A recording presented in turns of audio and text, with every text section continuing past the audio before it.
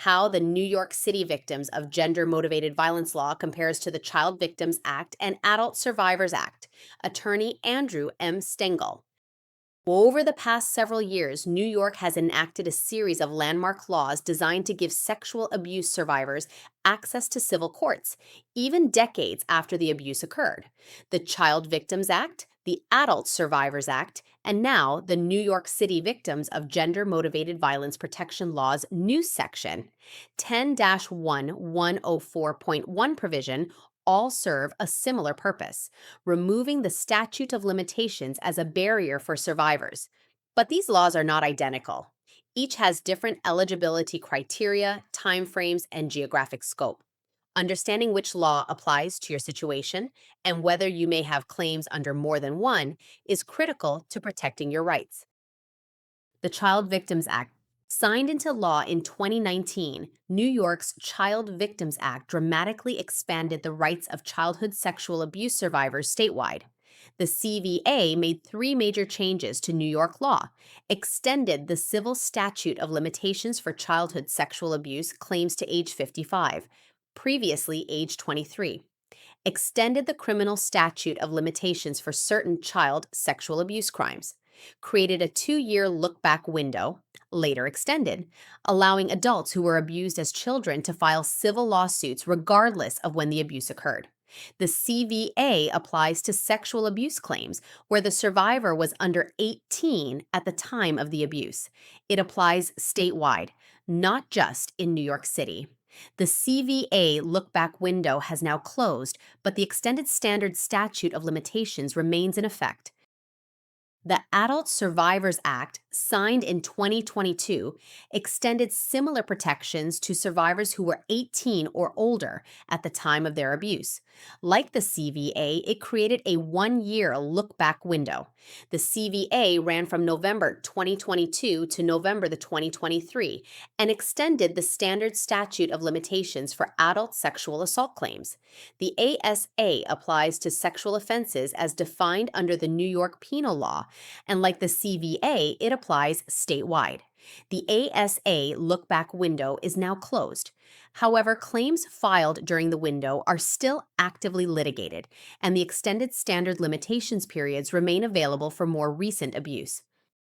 The New York City Victims of Gender Motivated Violence Law, Section 10-1104.1. The newest provision, Section 10-1104.1 of the New York City Administrative Code, is distinct in several important ways. Geographic scope applies only within New York City's 5 boroughs. Age of survivor at time of abuse. No age requirement applies to both childhood and adult abuse. Nature of claim requires proof that the violence was a crime of violence motivated by gender. Standard courts have applied broadly to all non-consensual sexual contact.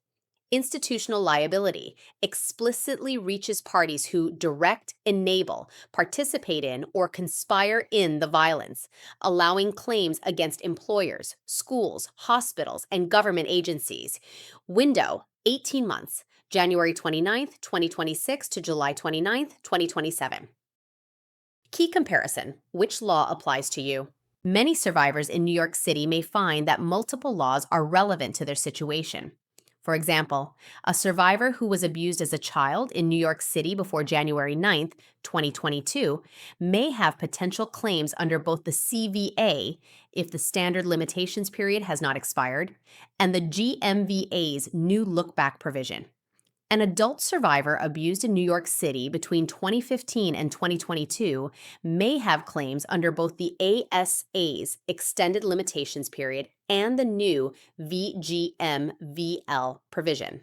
The New York City VGMVL, Child Victims Act, and Adult Survivors Act. The most important thing to understand is that these laws are not mutually exclusive. An experienced sexual assault civil attorney will analyze your situation under all potentially applicable laws to identify the strongest path forward. Why the GMVA's institutional liability provision is especially powerful. Both the CVA and ASA focus primarily on sexual offenses as defined under state penal law.